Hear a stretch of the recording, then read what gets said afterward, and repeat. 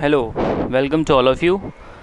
आज हम बात करने वाले हैं JEE questions which are already asked from the topic coordination compound. तो मैंने पहला क्वेश्चन यहाँ पे लिखा है, which are the following complex shows optical isomerism. So optical isomerism इसमें से चारों में से कौन सा दिखाएगा? तो सबसे पहली बात आपको ये माइंड में रखनी है, that is important note for optical isomerism, POS plane of symmetry should not be there. Should not be there. Are you getting? Molecule को दो इक्वल पार्ट में अगर आप कट कर पा रहे हो तो वो आपको ऑप्टिकल आइसोमेरिज्म नहीं दिखा पाएगा। तो अब मैं यहाँ पे चेक कर लेता हूँ कि ऑप्टिकल आइसोमेरिज्म सिमेट्री किसके अंदर नहीं है। देखो, ध्यान से देखो, अगर आपने इसका बात किया, मतलब पॉसिबिलिटी, अब वो ज्योमेट्रिकल आइसोमेरिज्म, जैसे ये ज्योमेट्रिकल आइसोमेरिज्म आपको कितना दिखाएगा? दो दिखाएगा। You can see A4 and B2 type of examples, ये A3 B3 type of example है। तो ज्योमेट्रिकल आइसोमेरिज्म दिखाने वाले हैं हम, और को वो डिस्कस नहीं करना, हमको डिस्कस करना है ऑप्टिकल आइसोमेरिज्म। तो इसके पहले वाले भी वीडियोज़ आप ध्यान से देख लेंगे तो आपको समझ में आ जाएगा। फ़िलहाल जो मैं यहाँ डिस्कस करने वाला हूँ, तो मैं क्या करूँगा, ये आपका इथिलीन डायमाइन है, ये बाइडेंटेड लिगेंड है, और बाकी ये भी बाइडेंटेड है, और दोनों में मोनोडेंटेड दिया है। तो दोनों का मैंने स्ट्रक्चर निकालना है। ये कोबाल्ट हो गया, दिस इज़ ट्रांस, इसका ट्रांस, ये ट्रांस, इसका ट्रांस, ठीक है। अब मैं क्या करूँगा, यहाँ पे इथिलीन डायमाइन को अटैच कर देता हूँ। This is your ethylene diamine CH2, और यहाँ पे NH2 रहेगा, and then again if I make it here CH2, ठीक है, और आपने यहाँ पे लगा दिया Cl और Cl, ये सीस है। And if I make its trans CO, यहाँ पे क्या, दिस इज दिस, ये आपका क्या है, ethylene diamine, and here also ethylene diamine, here Cl and Cl। Now if you cut it, so यहाँ पे क्या आ जाएगा भाई, POS आ जाएगा। यहाँ पे क्या होगा, POS will not be there.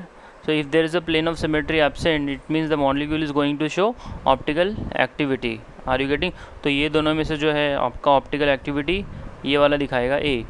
B is having a plane of symmetry, so we are eliminating that. इसमें कैसा ना, ये ज्योमेट्रिकल आइसोमेरिज्म दिखाएगा 2, इसका GI 2 बनेगा। इसका आपने वो देखा था ना, A4 B2 टाइप, और ये आपका क्या है, A3 B3 टाइप है। सो A4, और इसके अंदर हम लोगों ने ऑलरेडी डिस्कस कर लिया है कि what is a trick, how we are able to find the this your number of GI। तो A4 इसके अंदर हम लोगों ने दो देखा था। If you are able to see from the previous your lecture, तो आपने A4 में AA एंड देन B और B बन सकता है। इसका दूसरा क्या बन सकता है भाई, AB and then we can have a AB, और ये आपका AA, बराबर है। तो ये आपको दो आइसोमेरिज्म यहाँ पे मिले, 2 GI है आपका। तो उसी प्रकार इसके अंदर 3 मिलेगा, AB, फिर 2 आपको लगाना है AA, AB। Are you getting? So इसका भी 2 GI मिलेगा, इसका 2 GI मिलेगा। There is no your this optical isomerism because of symmetry. So I hope you got the question here. This is already JEE का question, 2016 में इसको पूछा है। Now we'll go on the next one. Okay, so now moving ahead on the question number 2. Now moving ahead, question number 2 मैंने यहाँ लिखा है, this is also asked in JEE exam. The total number of geometric isomer that is going to be for this complex. Platinum है, 4 different ligand है, ABCD, आप इसको imagine कर सकते हो। तो इसका मैंने आपको डिस्कशन करके दिया था, if you got a metal ABCD type of complex, तो जब आप इसको स्क्वायर प्लेनर कॉम्प्लेक्स बनाएंगे ABCD, तो आपने यहाँ पे क्या करना है, एक लिगेंड को फिक्स रखना है, फिर यहाँ पे फ़िलहाल A है, अगले कॉम्प्लेक्स में B लाइए, फिर C लाइए, फिर D लाइए। So you will be able to get a total 3। क्या मिलेगा भाई, टोटल 3, ठीक है। आप इसको ऐसे भी देख सकते हो, A को AB के साथ में लिया, एक combination AB then CD, are you getting, फिर AC then your BD, then we can have a AD and then BC। ये 3 पॉसिबिलिटी बन रही है आपकी। 2 लिगेंड को आपने साथ में कपल करना है। So total number of GI is going to be here 3। This is the shortcut which we are able to use for competitive exam. Okay, so now moving ahead with example question number 3. Now moving ahead with the question number 3, I have written here, which of the following complex species is not expected to show optical isomerism? तो simple सी बात है, optical isomerism वही नहीं दिखाएगा जिसके अंदर आपको plane of symmetry मिल जाएगी। Now you have to check all are octahedral. Yes, it is octahedral. ये भी आपको 6 लिगेंड है, यहाँ पे भी 3 3 6 है, यहाँ पे भी ये 2 4 2 6, हाँ, all are octahedral ligand. So octahedral ligand मतलब आपका ज्योमेट्री तो आपको पता ही है, प्रीवियस क्लास में आपने देखा ही है। सेंटर में मेटल होगा, this is trans trans, this is trans trans trans and trans. Now what you going to see, देखो आपका बाइडेंटेड लिगेंड होगा ना, तो ये तो हम लोगों ने देख लिया है, आपका 2 बाइडेंटेड है या 1 है या 3 है। तो वो केसेस में 2 वाला कैसा था कि इट मे और may not be this your, आपका ये थोड़ा सा डिफरेंट बन जाता है, but which is not expected, ये मे और मे नॉट हो सकता है। बट ये जो है ना आपका थर्ड वाला option, this is 100% it is not going to give you this your optical isomerism, because क्या है यहाँ पे आपको ट्रांसपोजिशन मिल जाएगी। कैसे? See, if you put it here all the ammonia here NH3 and NH3 here NH3 and then you put it here your Cl Cl Cl। अच्छा, अब ये जो है आपको अगर ध्यान से आपने देखा, यहाँ पे एक वर्ड आता है फेशियल। क्या आता है? फेशियल। जब 3 लिगेंड है ना एक प्लेन में आ जाते हैं तो उसको क्या बोलते हैं? Facial isomer. क्या बोलते हैं? Facial isomer. ये आपका फेशियल आइसोमर है। बात समझ में आ रही है? अच्छा, ये ऑप्टिकली एक्टिव है कि नहीं है भाई? आर यू एबल टू सी? अगर आपने इसको वर्टिकली कट किया ऐसे, मान लीजिए यहाँ से ये अमोनिया दिख रहा है, वर्टिकली अपवर्ड है, ये क्लोरीन वर्टिकली डाउनवर्ड है, आपने ऐसे कट किया तो इस तरफ का और इस तरफ का पार्ट क्या हो जाएगा? सेम हो जाएगा।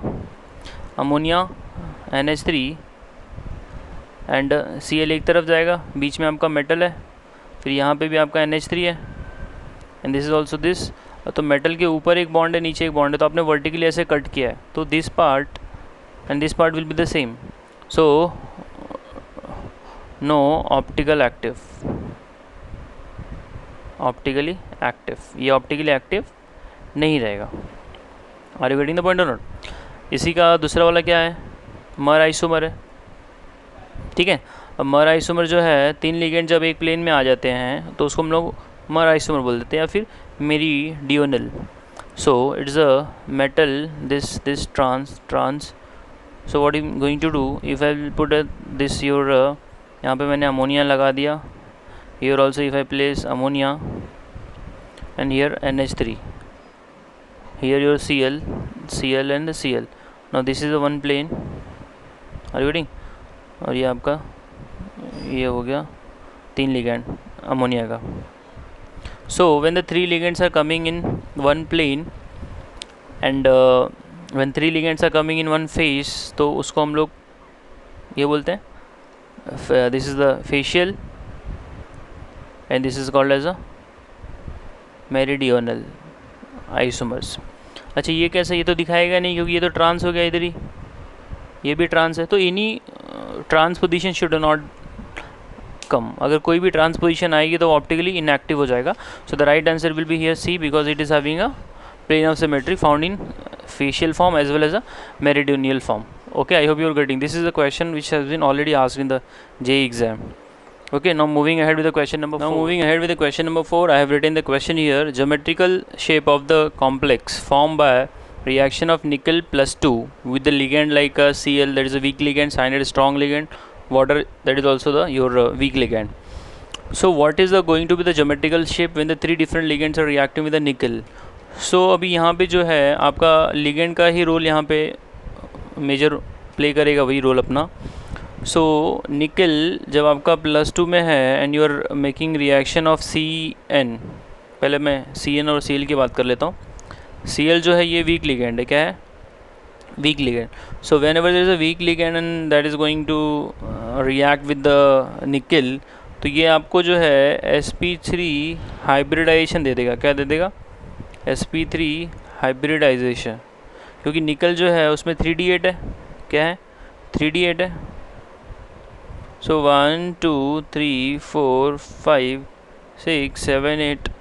Are you getting. अब ये स्ट्रॉन्ग लिगेंड तो है नहीं ना भाई. स्ट्रॉन्ग लिगेंड होता तो डी ऑर्बिटल के इलेक्ट्रॉन को वो पेयर्ड कर देता, तो वीक लिगेंड तो कर नहीं सकता है. तो अभी क्या होता है, इसके आगे का जो s ऑर्बिटल वैकेंट है और आपका p ऑर्बिटल वैकेंट है, तो क्या होता है, हाइब्रिडाइजेशन होगी तो क्या होता है, 4 ऑर्बिटल वैकेंट अवेलेबल लिगेंड को लगेंगे, तो इस जगह पे चला जाएगा, ये sp3 हाइब्रिडाइजेशन दे देगा. sp3 दिया तो मतलब क्या हो गया भाई, टेट्राहेड्रल. क्या हो गया, टेट्राहेड्रल. तो Cl माइनस टेट्राहेड्रल देगा, जो कि हमको इधर दिखा है. समझ में कि नहीं. अब दूसरा भी देख लो, साइनाइड स्ट्रॉन्ग लिगेंड है, Cl माइनस क्या है भाई, स्ट्रॉन्ग लिगेंड है. तो स्ट्रॉन्ग लिगेंड क्या करता है, pairing of electron. What it does, pairing of D electron. तो ये इसको पेयर्ड कर देगा, ये खाली हो जाएगा, तो डी में एक s और p का 2, तो हाइब्रिडाइजेशन क्या हो जाएगी भाई, dsp2. dsp2 का मतलब क्या होता है भाई, स्क्वायर प्लेनार. क्या होता है भाई, स्क्वायर प्लेनार. तो टेट्राहेड्रल, स्क्वायर प्लेनार, एंड ये आपको ऑक्टाहेड्रल देता है. तो राइट ऑप्शन क्या हो गया आपका, बी. Are you getting. जितने आप MCQ सॉल्व करेंगे आपको उतना नया कुछ सीखने को मिलेगा. So now moving ahead with the question number 5. Now moving ahead, question number 5 मैंने यहाँ पे लिखा है, they are asking which pair of the complexes are having the same magnetic moment. अब मैग्नेटिक मोमेंट का फॉर्मूला आप लोगों ने प्रीवियस लेक्चर में देखा होगा. Magnetic moment that is under root n into n+2 where n is the number of unpaired electron. ये आपका फॉर्मूला है. तो आपने सबसे पहले यहाँ पे पता करना है कि number of unpaired electron same किसके अंदर है, वो पता चल जाएगा तो मैग्नेटिक मोमेंट उनका सेम हो जाएगा. No see, when you talk about this chromium, chromium का atomic number is given as 24. 24 मतलब क्या हो गया, 3d4 4s2 एक्सपेक्टेड होता है, बट मिलता 3d5 4s1 है. अब इसकी ऑक्सीडेशन नंबर क्या आ रही है क्रोमियम की, Cr+2 है, बिकॉज लिगेंड न्यूट्रल है, तो जो भी चार्ज कॉम्प्लेक्स करेगा वही चार्ज मेटल का हो जाएगा. तो इसको हो जाएगा 3d4. क्या हो जाएगा, 3d4. डी में कितने इलेक्ट्रॉन है आपके, 1 2 3 4 5 तो रहता है, 1 2 3 4, ये खाली है. तो अभी लिगेंड अप्रोच किया आपका, लिगेंड ऑक्टाहेड्रल है, ऑक्टाहेड्रल है, तो क्या हो जाएगा भाई, नीचे कौन जाएगा, T2G और Eg ऊपर जाएगा. तो ये आपको 1 2 3. लिगेंड वीक है तो चौथा इलेक्ट्रॉन ऊपर जाएगा. Are you getting. Weak ligand मतलब हाई स्पिन होता है. Weak ligand means high spin. High spin का मतलब electron will go up. If it is a strong ligand तो it is a low spin. Low spin का मतलब electron जो है वो नीचे आएगा, पेयर्ड हो जाएगा. अच्छा, तो नंबर ऑफ अनपेयर्ड इलेक्ट्रॉन कितने आ रहे हैं इसके अंदर, n=4. ये समझ में आ रहा है. Now coming back to this Fe, इसका भी कितना आएगा भाई, +2 है Fe का. तो जब आप Fe+2 की बात कर रहे हैं तो इसको हो जाएगा 3d6. क्या हो जाएगा भाई, 3d6. अब 3d6 जब लिखोगे आप तो वहाँ पे आपको पेयरिंग करनी पड़ेगी. तो आपने देखना है कि इलेक्ट्रॉन्स कितने वहाँ पे आ रहे हैं, डी के T2G और Eg में. या आपका डी ऑर्बिटल है, जब आपने लिगेंड अप्रोच किया तो वो ब्रेक हो जाता है T2G और Eg में. इसमें कितने इलेक्ट्रॉन है, 6, 1 2 3 4 5 एंड दिस इज 6. अब क्या हो रहा है भाई, आपका T2G है और ये आपका Eg है. सो 1 2 3 4 5. लिगेंड क्या था आपका, वी की लिगेंड है ना भाई, तो हाई स्पिन ही जाएगा. फिर पेयरिंग होगी, नीचे आएगा, तो बचा अनपेयर्ड इलेक्ट्रॉन कितना, एंड यहाँ पे कितना आ रहा है, 4. इसका भी n 4 है और इसका भी n क्या है, 4 है. तो दोनों का मैग्नेटिक मोमेंट जब आप पुटअप करोगे फॉर्मूले के हिसाब से तो क्या था, √n इंटू n+2 था. तो n की वैल्यू आपने क्या पुटअप करनी है, 4 पुटअप करनी है, तो 6 हो जाएगा. 6 इंटू 4 √24, लगभग 5 के आसपास आएगा.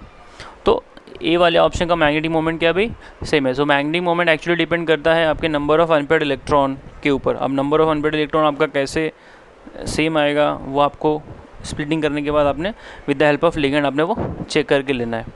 आई होप यहाँ तक क्लियर है. Okay, thank you.